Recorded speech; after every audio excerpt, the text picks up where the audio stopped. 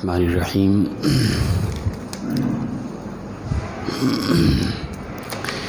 الہاکم التکاثر حتی زرتم المقابر کلا سوف تعلمون ثم کلا سوف تعلمون آمنت باللہ صدق اللہ مولانا العظیم۔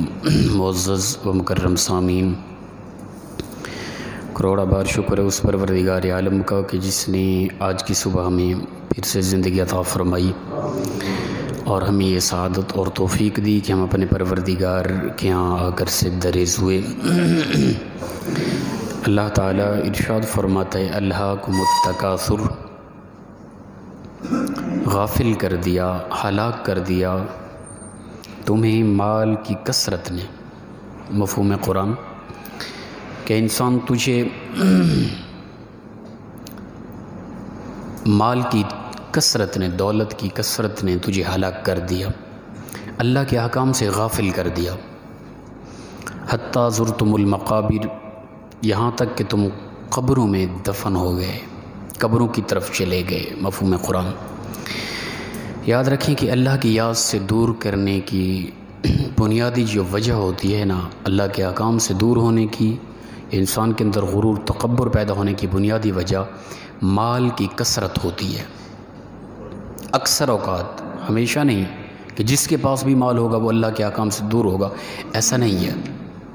کئی ایسے مالدار لوگ ہوتے ہیں کہ جو پہلے غریب ہوتے ہیں، مالدار ہونے کے بعد پہلے کی بنسبت وہ زیادہ اچھے ہو جاتے ہیں، ٹھیک ہے نا۔ مال بھی ان کے لیے آخرت میں ذریعہ نجات بن جاتا ہے۔ وہ صدقہ و خیرات کرتے ہیں، وہ غلط راستے پر وہ مال نہیں لگاتے، اس مال کو اس طرح استعمال کرتے ہیں جس طرح پروردگار نے انہیں حکم دیا ہے۔ اور اکثر یہ ہوتا ہے کہ مال کی کثرت انسان کو اللہ کے احکام سے غافل کر دیتی ہے۔ تو اللہ تعالیٰ یہی فرما رہا ہے الہاکم التکاثر، انسان تمہیں مال کی کثرت نے اپنے رب کے احکام سے دور کر دیا، غافل کر دیا، تمہیں ہلاک کر دیا، دنیا آخرت تمہاری برباد ہو گئی۔ اس مال کی محبت میں آ کر اپنے رب کی محبت سے تو دور چلا گیا۔ حتی زرتم المقابر، یہاں تک کہ تم نے قبروں کی زیارت کی، قبروں میں چلے گئے، دفن ہو گئے، مال و متاع یہیں کا یہی رہ گیا۔ اور یہ حقیقت ہے۔ ہم دیکھ لیں کہ ہم کس قدر کوشش کرتے ہیں کچھ جمع ہو جائے۔ اپنے آباء و اجداد کی طرف دیکھیں کہ وہ محنتیں کرتے رہے، آج وہ کہاں ہیں؟ ان کا مال ہمارے پاس ہے۔ آج ہم کوشش کر رہے ہیں، کل ہم نہیں ہوں گے، ہماری نسلیں کھا رہی ہوں گی۔ تو لہٰذا انسان دنیا کمائے صحیح، یہ نہیں کہ دنیا کمانے کا انکار ہے، کوشش کرے انسان حتی الامکان۔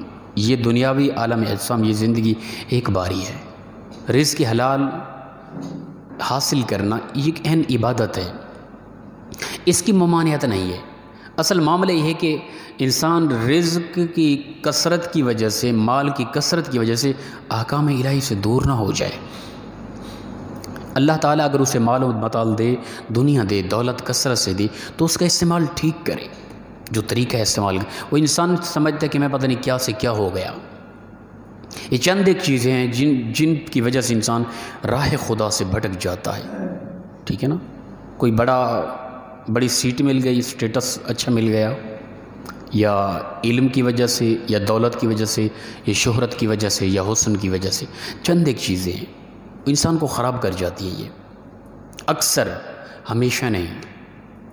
کئی ایسے لوگ ہوتے ہیں ان کو کوئی بڑی سیٹ مل جائے، بڑا عہدہ مل جائے، پہلے کی بنسبت اچھے ہو جاتے ہیں۔ کئی لوگ ہوتے ہیں کہ پہلے علم نہ تھا، علم کی وجہ سے پہلے کی بنسبت اچھے ہو جاتے ہیں۔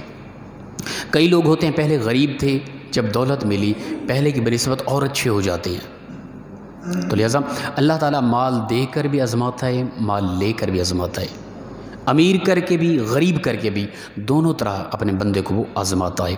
تو اکثر لوگ ان چند ایک معاملات کی وجہ سے اللہ کے احکام سے بھٹک جاتے ہیں، دور چلے جاتے ہیں۔ پروردگار یہی سمجھا رہا ہے الہاکم التکاثر، ہلاک کر دیا تمہیں مال کی کثرت نے، حتی زرتم المقابر، یعنی تم مال کی کثرت میں ایسا گم رہا کہ تجھے تیرے رب کی احکام بھول گئے، تیرے رب کی طرف سے، اس کے گھر کی طرف سے آوازیں آتی رہی، تجھے قرآن پکارتا رہا، حدیث مبارکہ تمہیں صدائیں دیتی رہی، تمہیں زندگی کی راہیں بتاتی رہی، تمہیں تمہاری منزل کی راہیں بتاتی رہی، تو غافل رہا، تو نے سمجھا مال و متال ہے میرے پاس، دولت مند ہوں، بڑا آدمی ہوں، مجھے ایک عہدہ ملا ہوا ہے، میرے پاس تو غم تکلیف موت نام کی چیز کوئی آنے والی ہے ہی نہیں۔ اچانک پتہ چلا کہ تو قبر میں دفن کر دیا گیا۔ پھر اللہ فرماتا ہے کلا سوف تعلمون، یعنی کہ اے غافل انسان، دنیا کی محبت میں لالچ میں غرق ہونے والے انسان، یاد رکھ ہرگز نہیں، ضرور ضرور تو ان قریب جان لے گا، تم جان لو گے کہ تم کیا کچھ کر کے آئے، پھر تمہیں پتہ چلے گا اس مال و متال کی وقت کیا تھی جس کی وجہ سے ہم نے ہمارے اندر انسانیت ہی ختم ہو گئی تھی، جس کی وجہ سے ہم نے کسی کو عزت نہ دی، ٹھیک ہے نا۔ آج کل دولت کی عزت ہے، پیسے کی وجہ سے کسی کی عزت ہو رہی ہوتی ہے، انسانیت کی عزت نہیں رہی ہے، یہ حقیقت بات ہے۔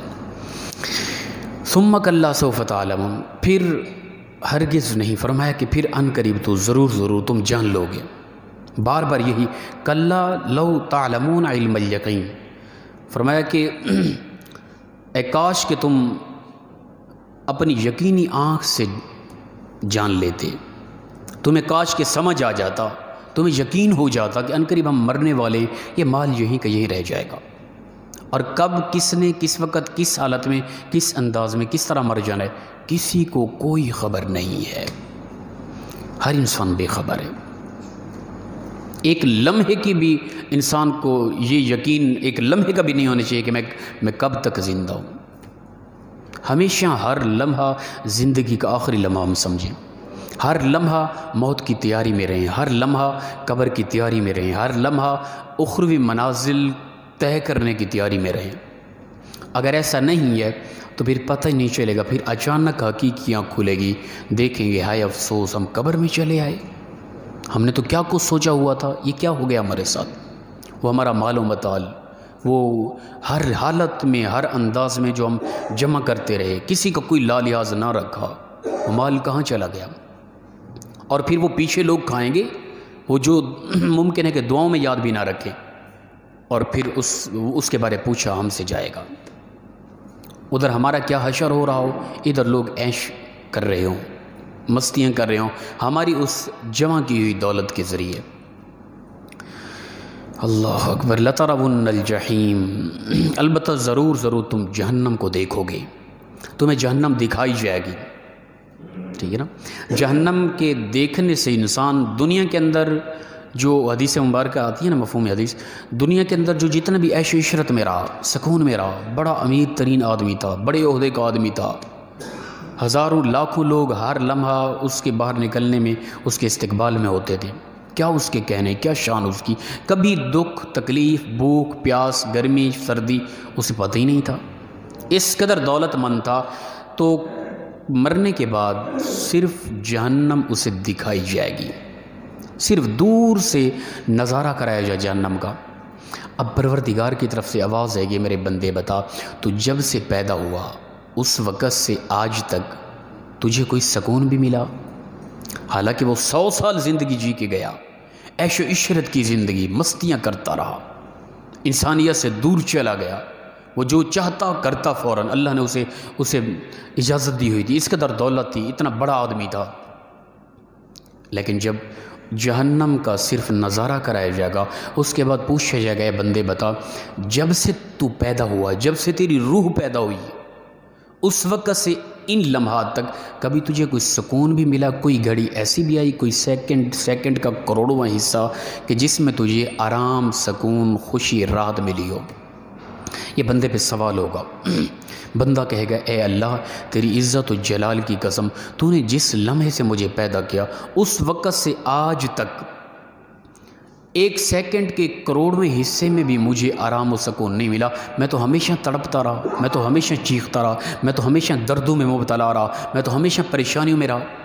یعنی وہ 100 سالہ زندگی اس کی دنیا کی عیش و عشرت کی مستیاں کرتا رہا، دولت وسیع تھی، بڑا آدمی تھا، وہ ساری عیش و عشرت ایک جہنم کے نظارہ کرنے سے سب کچھ بھول جائے گا۔ یہ وقت ہے، یاد رکھیں، اس دنیا کی دولت کی جس کے پیچھے ہم لگے ہوئے ہیں صبح شام.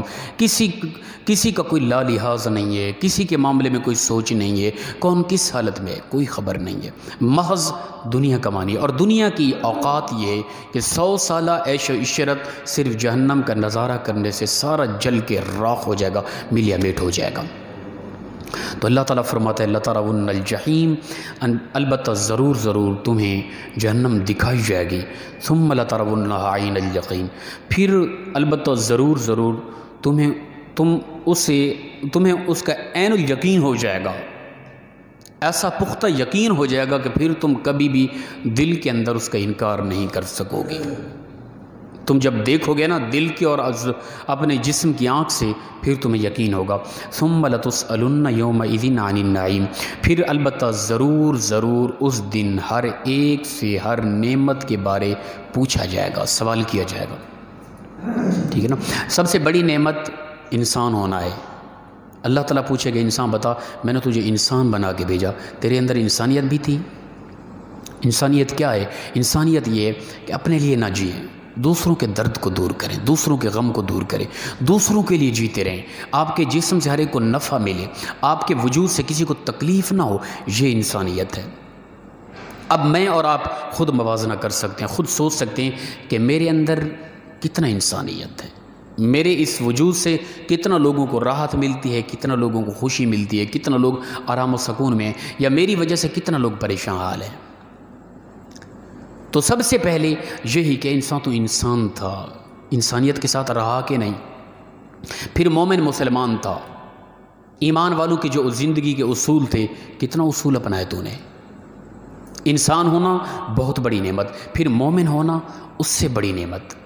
پھر اس کے علاوہ اللہ نے علم دیا، یہ الگ نعمت ہے. علم دیا، اس علم کو کہاں صرف کیا تھا؟ علم کے مطابق تو نے لوگوں کی رہنمائی کی تھی کہ نہیں؟ ٹھیک ہے. دولت دی تھی، اس دولت کو کہاں تو نے صرف کیا؟ عزت دی تھی، اس عزت سے ایک عہدہ دیا تھا، اس عہدے سے کیا تو غریب طبقے کو مجبور کرتا تھا؟ آفس میں بیٹھے محض ایک سین کرنے ہیں، تو نے دستخط کرنے ہیں، کسی غریب کا مشکل کام حل ہو جانا ہے، 10 چکر لگوا رہا ہے اسے تو بار بار، 1-2 سیکنڈ نہیں لگتے تیرے سین کرنے میں. اس قدر خباثت کیا ہے؟ ایک بڑائی ہے نا، ایک عہدہ ہے نا. اسے کہتے ہیں خدائی کا دعویٰ. اور پروردگار اس طرح کے عہدیداروں سے بڑی سخت ثم لتسألن یومئذ عن النعیم، بڑی سختی سے جھنجھوڑ کے پوچھا جائے گا بندے بتا تو تھا تو انسان خدا بن بیٹھا تھا، تجھے عہدہ اس لیے دیا تھا کہ تو غریب انسان کو اتنی چکر لگوا، اتنا ذلیل کرتا نظر آتا.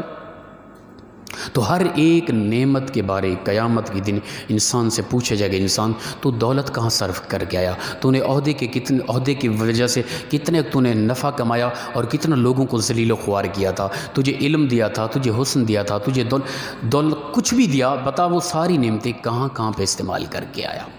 پھر زندگی کا ہر لمحہ ایک الگ نعمت ہے. ہر ایک سانس کے بارے پوچھا جائے گا بندے بتا تو اپنی سانسیں کہاں صرف کر کے آیا؟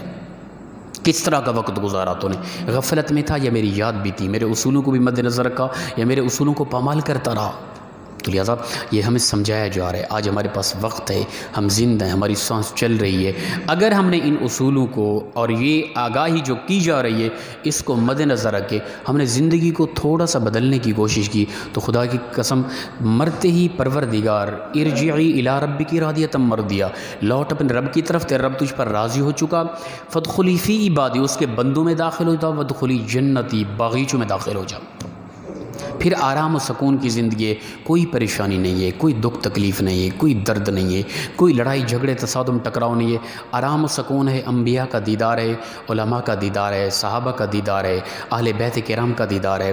وہاں بڑے بڑے لوگوں کی زیارتیں ہیں، خوشی ہے، عیش پرستی ہے، وہاں کسی قسم کی کوئی تکلیف انسان کو نہیں ہوگی. اور پھر وہاں نہ کوئی بیماری کا خدشہ ہے، نہ کوئی لڑائی جھگڑے کا خدشہ ہے، نہ پھر موت کا خطرہ ہے کہ بھئی عنقریب موت آ جائے گی. نہ وہاں کوئی غربت، نہ وہاں کوئی سردی، نہ وہاں کوئی گرمی، کوئی بھی غم نہیں ہے، کوئی بھی تکلیف نہیں ہے، عیش ہے، سکون ہے. حتیٰ کہ پروردگار خود اپنا جنتیوں کو دیدار کراتا رہے گا.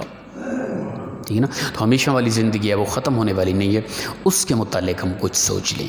اللہ تعالیٰ سے دعا ہے پروردگار مخلصانہ انداز میں ہم سب کو عمل کی توفیق عطا فرمائے۔ وآخر دعوانا الحمدللہ رب العالمین۔ بند کر دیں۔